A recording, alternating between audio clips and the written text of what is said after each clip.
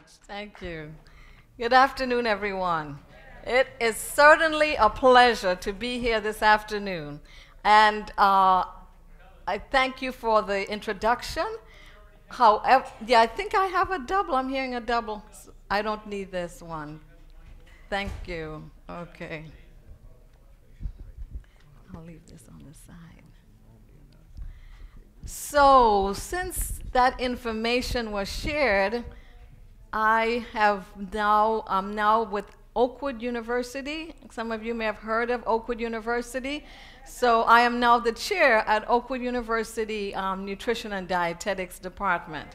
And our president, Pollard, Leslie Pollard, sends his regards and his well wishes to you as you embark on this Fit for Life. Is it Fit for Life? Fit for You, which is your life, right? So Fit for You. And so we are hoping, and we know that as you put the time in, the laws of health says if you put the time in, what results will you get? You will get the results that you're looking for. And so this afternoon we wanted to talk a little bit more about rest and sleep and how the foods that you and I consume affects that. And it's a beautiful picture there with a person, you know, like a little innocent baby just going to sleep. Don't we wish that that could happen to us every day? When we put our head on the bed, on the pillow, we just like, ooh, we're gone, you know. So sometimes that doesn't happen because of things that occur during the day.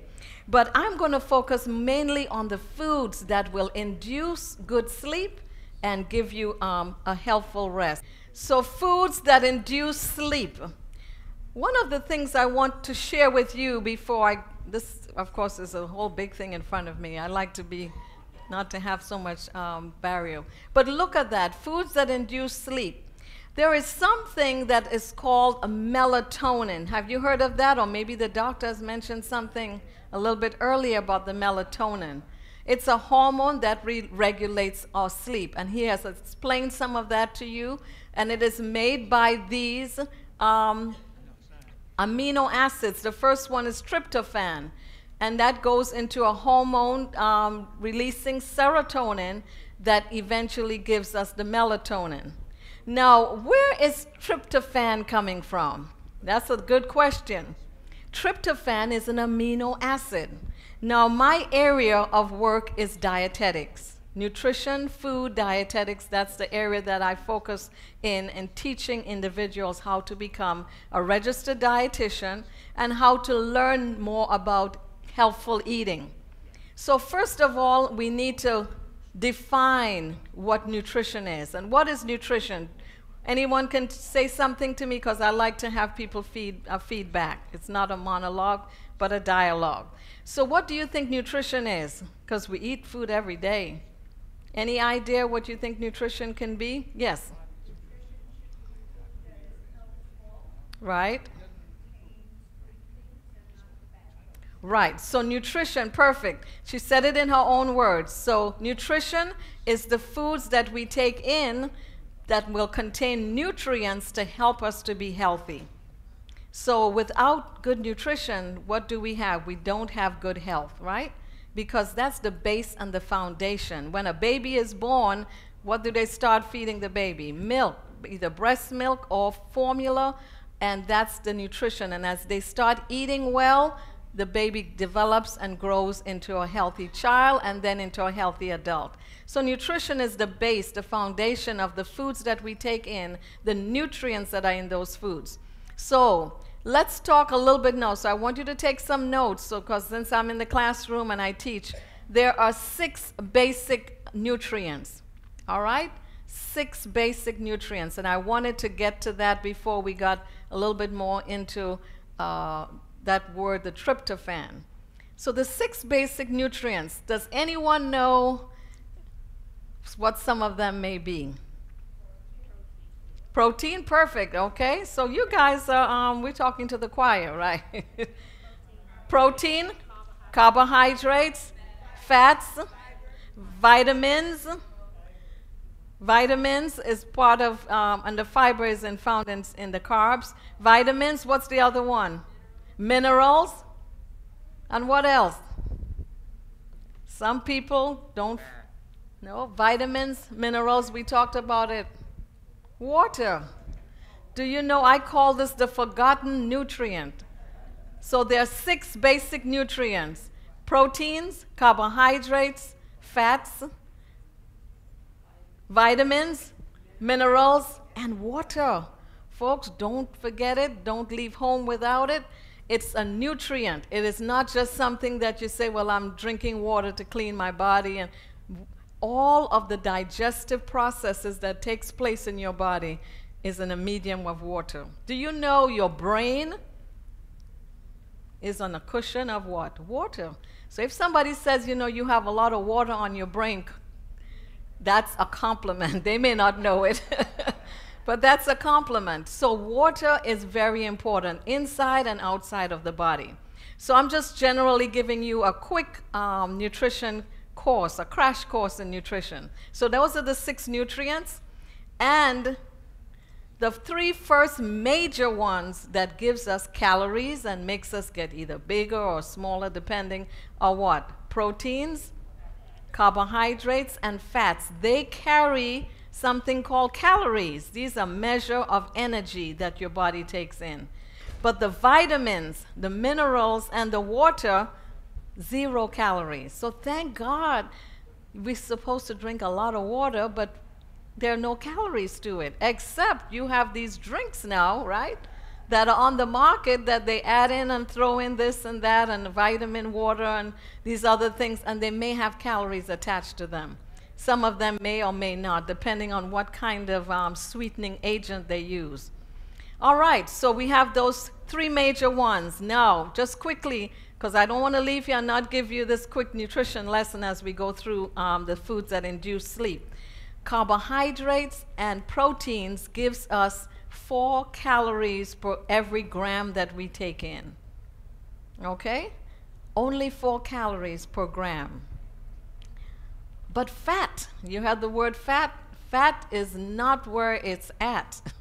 People talk about fat. So fat gives us 2¼ times the amount of calories that carbohydrates and proteins will give us. So 1 gram of fat gives you how much? 9 calories. Okay. So no wonder if we eat a lot of fatty foods, we're going to do what? Gain weight. But the carbohydrate foods and the protein foods only give 4 calories per gram. And we don't need to get into that unless you need to see a dietitian and you really want to work that out. This is just general information. Now, people who drink alcohol, guess what? They get calories from that. Do you know that? Oh, yes. So guess how many calories per gram of the alcohol? 7 calories.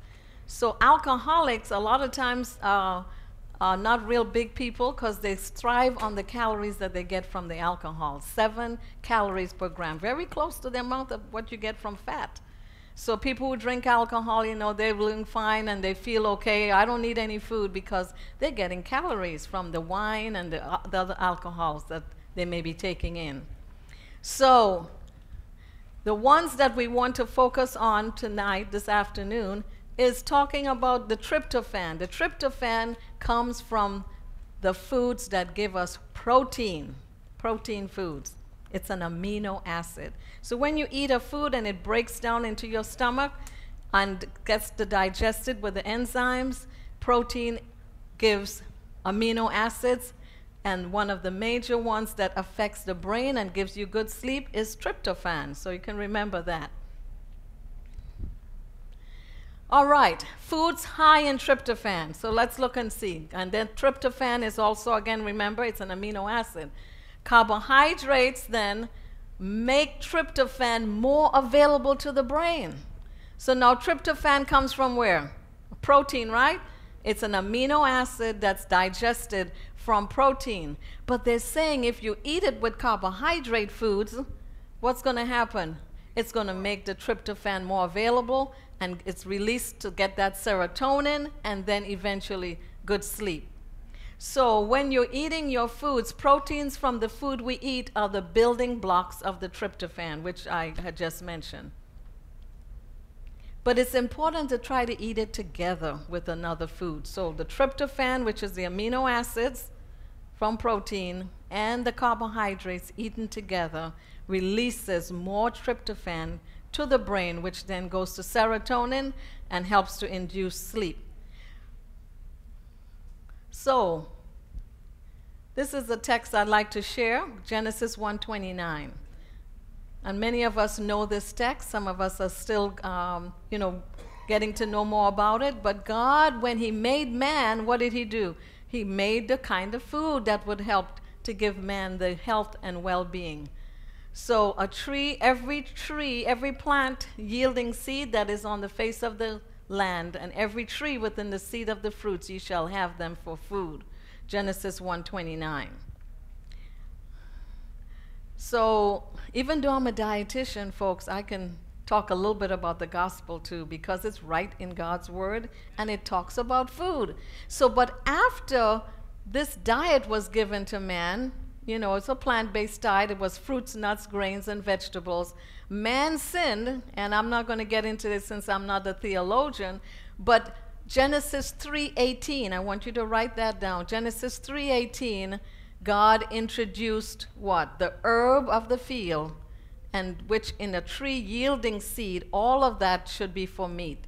So the herbs of the fields were to help heal our bodies after sin was introduced through man. So Genesis 1:29 is the original diet, and then of course Genesis 3:18 is where we were added. So here are the foods that can induce good sleep. Fruits, vegetables, nuts, grains, and seeds. Now I think Dr. Peterson I think he shared with you the importance of getting good sleep, what it can do for your body. One of the best things it can do is to help you to live longer. You can live longer if you get more rest and more sleep.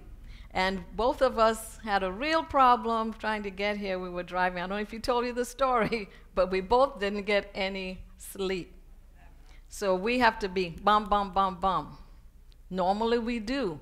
But we were coming from a long distance and from Huntsville and started a little too late. So we just got maybe about 3 hours or so. Normally we get 8 hours of sleep. But you can make up for your sleep. So after this program, guess what we're going to do? We're going to go to sleep and catch up with at least 3 or 4 more hours of sleep. So one blessing about sleep is that you can add, you can make up for the sleep. But some of us don't, because if it keeps adding it from day to day, you become at a loss. Many people feel, hey, I don't need all that sleep. 3 or 4 hours is enough for me. You guys, the older people, just sleep around. But the people we have found by research who are living longer are people who have had at least 7 hours, 6 to 7 hours of sleep per night. And you can find busy people, as they get older, what do they do in the afternoon? Take a nap, yeah. And they last longer than the people who don't take those naps. So those are important. The Lord has blessed me to get to India way back in the 90s and did some work there. And you believe it or not, the folks in India and also in Mexico, between 12 and 2, you can't find them. They siesta, and the Indian, they sleep. So we would go to places and the stores will be open, but nobody would be serving you. And I'd be knocking on the counter.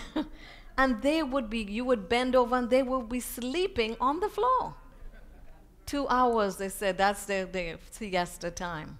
So they tend to live a lot longer, and their stress, dealing with stress is a lot better. So here are the foods, because we're talking about the foods that induces sleep, good sleep. Here's some pictures of some beautiful colors foods. Now think of the colors. God has made some colorful foods, hasn't he?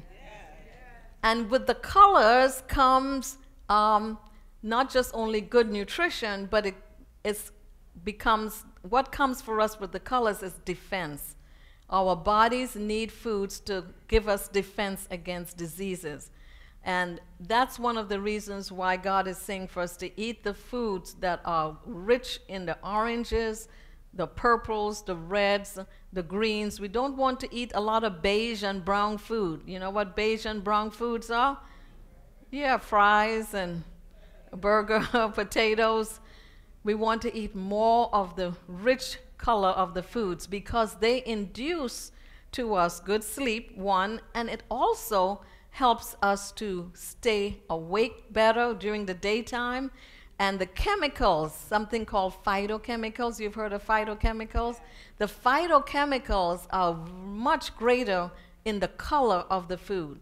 So, and whites are okay, good. It's good to have, you know, your cauliflower and so forth, but you want to get as much of the dark color foods as possible because they give us a lot greater amount of phytochemicals to help not only induce sleep, but give us defenses against diseases.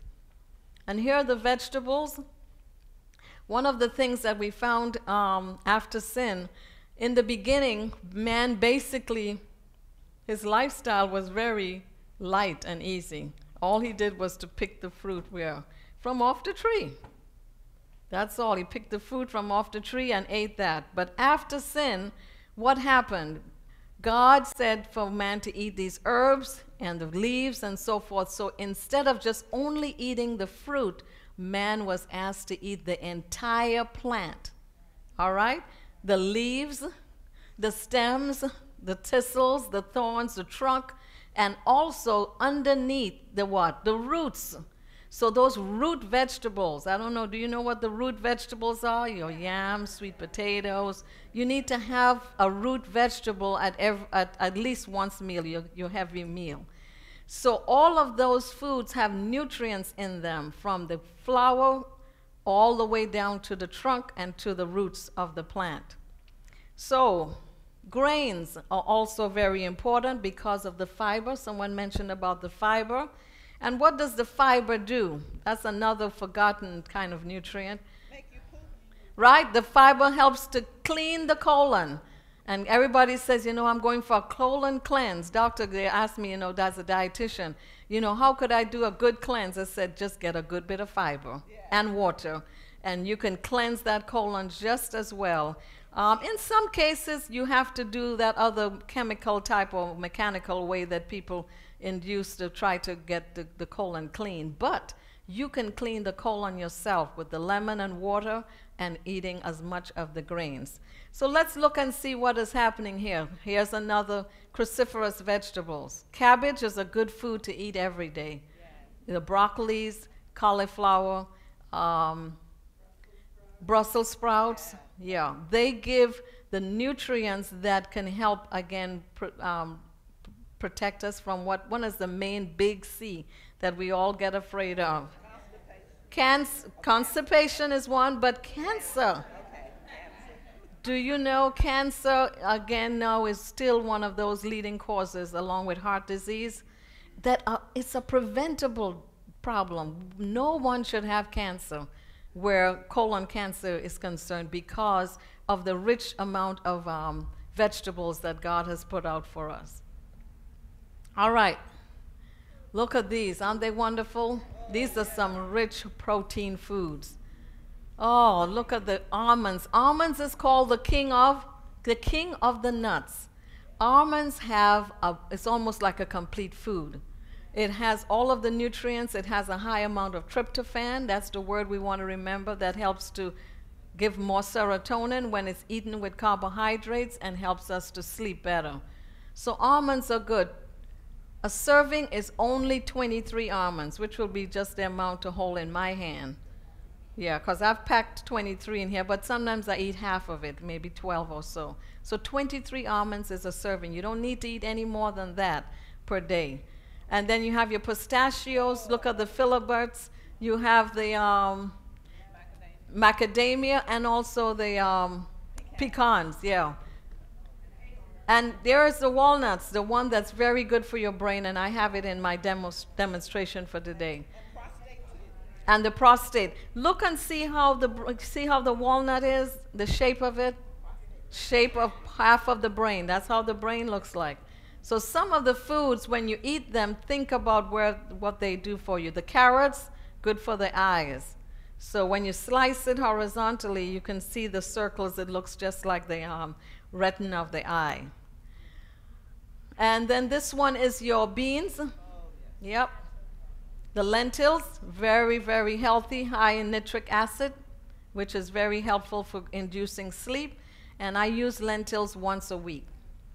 So, yeah, if you don't have much time in the week, you boil maybe a big pot of it on the weekends, and on Sundays or so, put it aside in containers, and then just take it out and add the flavor. Put it on your salad, you know, make a lentil loaf, some patties, or just a soup or stew. So once, you know, people talk about the chicken salad that makes people feel better, you know, when people are sick, and they said, give chicken salad. Let me tell you what's the substitute for that. Lentil soup. Lentil soup will get somebody off of their bed and walking again if they're feeling real bad, like they have a cold. And I have practiced it by going to people who are sick and give them a nice pot of rich lentil soup with the carrots and so forth in there, celery, and the next day they're off their bed and doing, you know, feeling like how that chicken soup, you know, would do for folks. So lentil soup, lentil has that nitric acid that is beneficial. The soybeans. Now a lot of people are getting some negative response to soybeans. Do you know that? They're saying soy is not good and so forth. And to a large degree, if we process the food, you know, this is how it should have come, and if we process it, we're going to lose what? What's the major thing in processing? It's the fiber and so forth. And I wanted to share with you, let me see if it's coming. Yes, the grains. So I'll come back to talk a little bit after about that. So the soybeans then, do you know that's the most, it's considered a complete food? The soybeans. As time went on and people were talking about eating good sources of protein, you know, animal protein versus plant proteins. The plant proteins have the amino acids in combinations. So you would need to eat one type of food with another in order to get what? A perfect or complete protein. So we want to make sure that that's shared. So beans and rice is a complete food. Tofu with some rice is complete. Cereal and milk is complete because you're having the combination of those amino acids. So I'm not going to go into a whole lot of the exact science on it because that's back in this classroom. So you have 22 amino acids. So you want to make sure that they're in the right combinations. But the soybeans have been found to be almost complete. Some people ask me, Joy, you've been a vegetarian for a long, long time. How do you get your protein? I says, I get my protein, is it first-hand or second-hand? I get my protein first-hand. So they said, well, what do you mean by first-hand protein? I said, yep, I get my protein from the plants. But the person who eats the animals get their protein secondhand. So I think everybody got that. How do they get it secondhand? The cows have to eat the grass. And the grass and the sunshine, the rain and so forth gives the protein, the nitrogen, and from the soil, and that's how the animal gets its protein.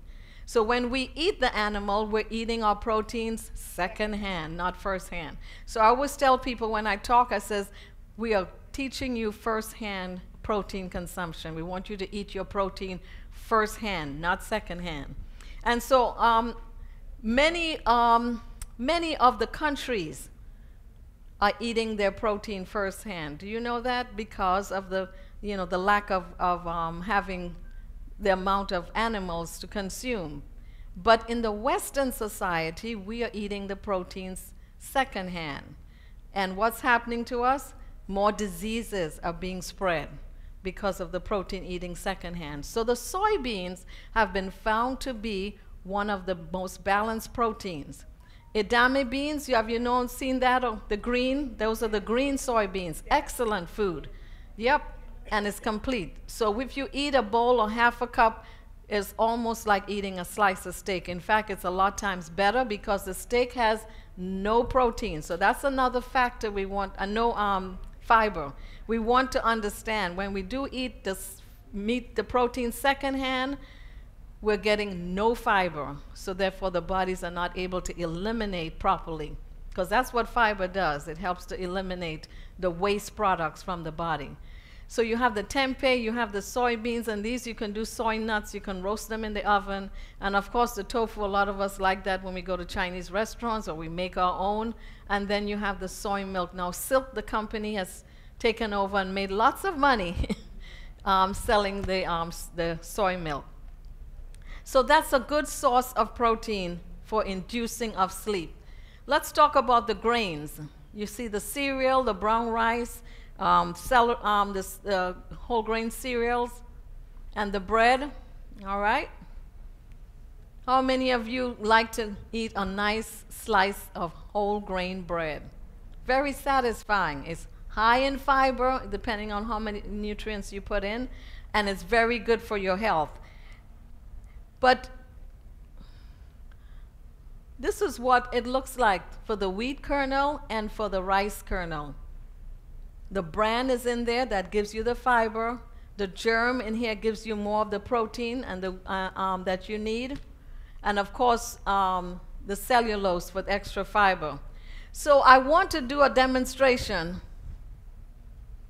I want you guys, I need 2 people to get ready like they're going to the bank.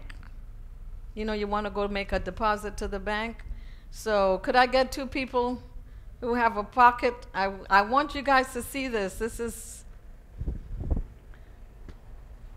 you're going to the bank. I'm going to give you some money to deposit. Here's my wallet. We need 2 people to go to the bank. Come on, 1, 2. Oh, you got the other person. Where's the other? Are you coming? Okay.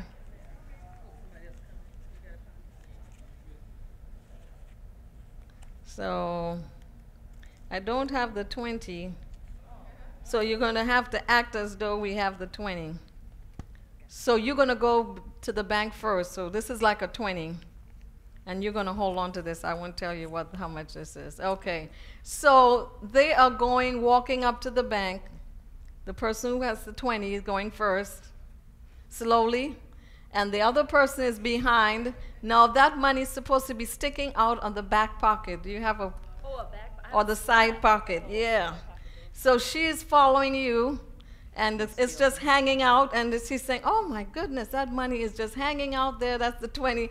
And she's saying, oh boy, I'm getting so tempted. So before you know it, she grabs the $5 out, or the $20, and then she gives her the one I give you. And she said, here, you are enriched. What did you get? Say it's 20, how much did you get back? 1, 2, 4. That is all she got. Is she enriched? No, she has been robbed $16 if we, do it with the $20 bill. Do you know that that's what happens in this process when these whole wheat kernels get processed out? 20 of them are in the whole wheat and whole grain rice noodles. But when they're processed during industrial revolution times, they processed it and made it nice white fluffy rice, white fluffy flour. But guess what? We were lacking 16 nutrients. And they threw back 4 after they took it and says you are enriched. So the ones they put back was niacin, the B1, B2, and biotin. These 4 nutrients, they put it back. They weren't there before. They were actually all bleached out. And they found that the people who were eating that white flour product or the white rice after a period of time began to get depressed. And when they started adding back those 4 nutrients, people started doing better. So they said, you know what, we need to enrich the product. So when you go to the store and you look at a package and it says enriched, you're not enriched. You're still depriving of 16 nutrients. So the best for us to do is to buy what? The whole wheat kernel or the rice kernel. It's going to take a little bit more time to cook it because it has all the nutrients in there. And of course, it's going to make us full faster, and we're not going to have to eat so much because all of the nutrients are in. So thank you, ladies. I'll take back my little bit of change. But did you all get the message? Yes, it's called the Great Grain Robbery. That's what's been happening. The Great Grain Robbery. So we want, for, as you come through your program, that you are getting the foods that are not so much enriched, but that they are what? Whole grains. Because the whole grain with the germ and the fiber. So now what do? They separate it out, so we have to buy wheat germ, right? Yeah. To put it back on. And then we have to buy bran, right? Bran flakes and all those kinds of cereals. And we shouldn't have to do all of that. All we need to do is to eat the foods that have the whole wheat kernel or the whole rice kernel. So, most cost effective. And they charge you for taking it out. And then charge you. for enrichment. Right. So when you think about it, we are not really enriched. And it's sad because our young people are coming along and they are saying, oh, we don't want this grandma's food, and the other folks, because what do they have to do more when they eat those foods? They're going to have to chew more, right? It takes longer to eat that little bowl of rice. And longer to prepare. And longer to prepare. And so what happens, they're saying, no, we prefer the McDonald's. Listen, every time I go to a different country, I look to see if there's a McDonald's or one of those fast places. And if they're in your town, guess what? We can tell you what kind of disease process is going on in that community just by the mere fact that you have. And we're not knocking anything against McDonald's, but we're saying their processing of the foods and the way they serve, is actually killing our people. We have had research done back in 2000. There's an Indian gentleman came from India and decided that he was going to go and eat at McDonald's for one entire month. So you know what happened to him at the end of the month? He was in the hospital. So he had a heart problem, diabetes, hypertension, and so he sued McDonald's and said, you all have destroying people and destroying me, and he won the case. But he didn't get the money. The money was given out to institutions that promote healthy eating and a plant-based diet. So Loma Linda University got about $600,000. I was the president of the Dietetic Association practice group that promotes plant-based eating. We got $600,000 in there and was to educate people. And another company got a certain amount of funds. So the monies, the government, the judges, he said, you can get the money will be given to places and institutions that promote healthy eating. He was just trying to to prove a point, But guess what? As you go through your program, and I'm sure Lair will be sharing with you, we have something called the power of choice. Yes. So our choice, is what's very important. So even though the foods are there and the companies and these different things, we can choose, by God's grace, we can choose the right kinds of foods for our bodies. So no one is going to have to, as the doctor was saying, we are in control. So here again, cutting back on the white rice and the fluffy, these are fluffy foods. I call those things diabetic foods. When I go to places and I see a lot of those little fun, fluffy little pastries and stuff, you know what's going to happen. There's no fiber in it. There's a lot of sugar.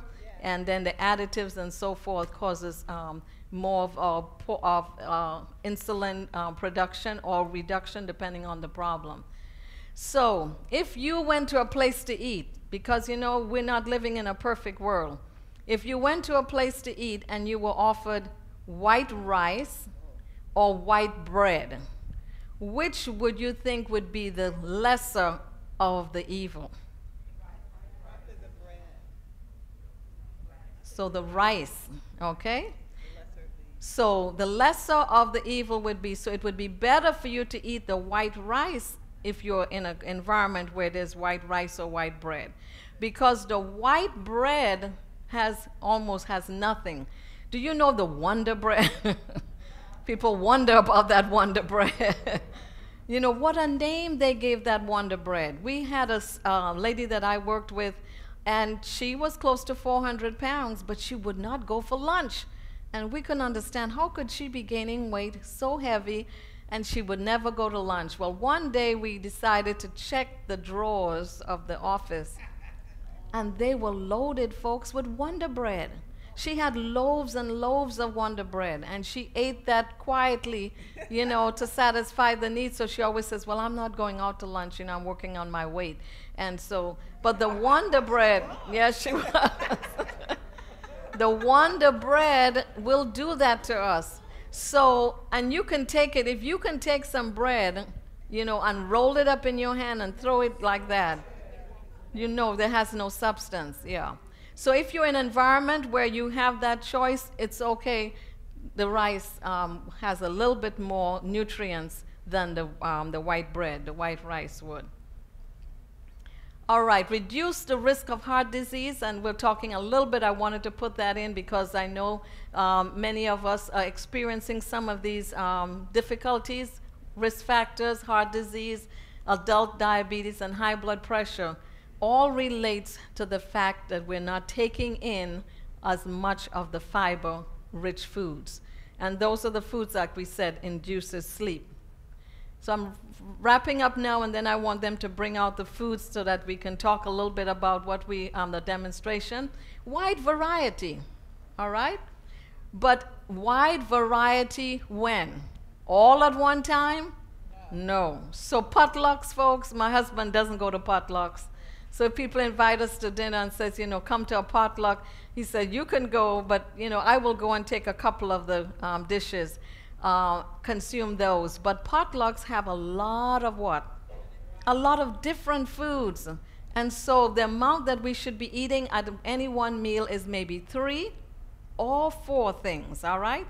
So let's put it together. A carbohydrate food, and this is what we're talking about. I have some of these handouts here on the plate, because they're talking now that we should be eating on the plate. So with the wide variety, it's still on one meal. And I didn't bring my plate with me. I normally travel with it. So you want to have some grains, which is a carbohydrate, on half of the plate. Vegetables, we want to have the whole other half of the plate to be what? Rich with vegetables and maybe fruits. And then the other half of the plate has the grains and the protein, all right? So my plate is a good way to look at how much we should be eating. But remember, the size of the plate is also important. So you can have a big plate like this, and you say, I have half of it with my vegetables and fruits and the other half protein and grains, but it's a big plate. So some of us, folks, we are, including myself, I have to learn. The doctor said, you got to get on a little plate, just a little baby plate. Because as you get older, as we get older, the body doesn't need as much food in order for us to produce the energy that we have, okay? So the more we eat, the more the blood pressure goes up, and the other risk factors also go up. So wide variety, but eat it at different meals. So 3 to 4 items on the plate for the most is what you would need. Beans, we have the balance there, potatoes, grains, vegetables, and fruits. And here's a lovely plate again of fruits. Folks who may be concerned about blood pressure, fruit is your best friend, okay? As we're wrapping up now, fruit is your best friend. So the best time to look at maybe having some of that fruit is in the evening meal, so that you can have less sodium going into your bodies, and when you wake up, your blood pressure would tend to be lower. Also, people who are looking at weight, wanting to reduce, fruit is the best meal. It's high in something called a P word, potassium. And you may not have heard a lot about potassium, but potassium is very important, and our ratio of our eating should be 4 to 1 potassium. So 4 times the amount of potassium as it is to sodium, And you all will be talking more about as we go along. So the dietitian is here today. She's giving you everything that you need.